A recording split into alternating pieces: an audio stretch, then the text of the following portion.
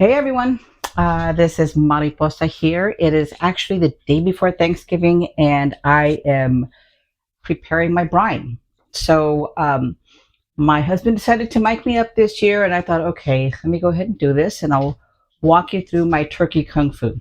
I mean, I haven't shared this recipe, but this has been a collection of things that I've just kind of done over the years that has helped me create a really wonderful brine. I think my family can agree that in turn helps create the most wonderful uh, gravy when when the turkey is cooked.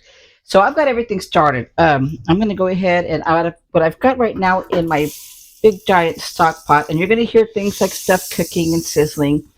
Is I've got about 2.5 tablespoons of butter. I added olive oil to that.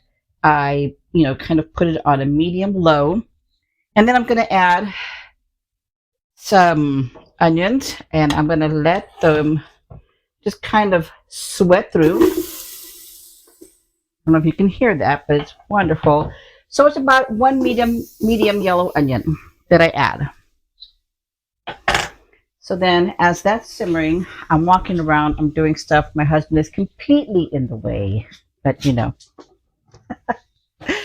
that's how it goes. So I'm just, again, this is a giant stock pot, and I'm just kind of letting these sweat through real quick. This is an onion. My dog just got a bath. She's in the kitchen, and I need to get her out. Give me just a second. Okay, she's out. All right, so what I've done is I'm letting it sweat through. I've got it on about medium heat, and I've got it a little bit high because I'm going to add all the other ingredients here really quick. This is not a long process as far as setting everything up. So far, it's about 2.5 tablespoons of butter. I put, I guess, about 2.5 teaspoons of, maybe 2 teaspoons of olive oil, maybe a little bit less. What I'm trying to do is just get something nice on the bottom to get things going. Now I'm just going to add everything else. I'm adding about 1.5 cups of baby carrots. Again, this is just a brine, so what I'm looking for is flavor. You can use regular carrots too. I'm just going with baby carrots because I know my family will continue eating carrots, and they add a really nice flavor to the brine. I'm adding 3 stalks of celery. I include the celery leaves. I include everything in there. We want to get all of the flavor. Now I'm adding 64 ounces of vegetable broth. Can you use turkey broth, chicken broth? Yes. Can you use no broth? Yes.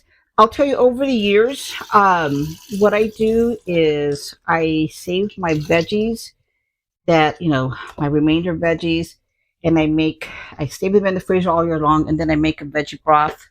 Um, this year, I wasn't quite in agreement with some of the veggies that were saved, and plus I'd used some earlier anyway to make another veggie broth when I made a broth for some Asian noodles. But anyway, this is again 64 ounces of vegetable broth. All of that goes in there. I think the vegetable broth really adds some depth and adds to the flavor the other veggies are going to give it. I get a head of garlic. I chop off the top head, revealing, just like a 1/4 inch or so from the top of the garlic. Try to remove some of the paper from the outside, but for the most part, you want your garlic to remain intact. You don't want the bulb to fall apart. And then I just drop that whole thing in there. And I also use fresh herbs. I've got some fresh sage, some fresh rosemary, some fresh thyme, and it's a few sprigs of each, like a couple sprigs of each. I don't want to go too overboard, but let me tell you, they sure do add some real nice depth. I probably put about a nice healthy stem of rosemary, a couple of stems of thyme, and a couple of stems of sage. That those flavors really just balance out, and I just drop them in. And then I add a pint of dark ale. This year's lucky winner is Weissensteffernator. I don't know. We'll put the picture. I'm absolutely slaying the name of this beer, but it's a dark German beer. It's a pint, and I'm adding that in there. I actually saw a Food Network chef add this to her turkey brine some years ago. And the reason she did it is because she says it helps with your turkey, if you're trying to develop that color, the moisture for your turkey. It helps really give you that beautiful dark brown color if that's what you're looking for. I totally think looks is part of it. I also just added about a tablespoon of paprika. And now, of course, we're going to add 1 whole cup of kosher salt. That's the kosher salt kind of spilling out. This is 1 whole cup. It was one. I got a half a cup measure, so take me a little bit of time. Okay. And yes, I do recommend using kosher salt. Don't ask me why. It just feels better. I couldn't tell you technically why, but over the years where I've learned to do this and watched other professionals do it, it's always kosher salt, so I'm just going with kosher salt. And I'm also adding 1 cup of sugar.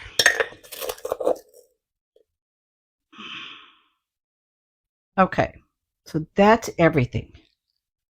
I think. I'm going to look around. Yeah, that's everything. So it seems pretty simple enough. What I'm going to do now is just kind of give it a nice, really good stir. And I'm going to let it come to a wonderful, really massive boil.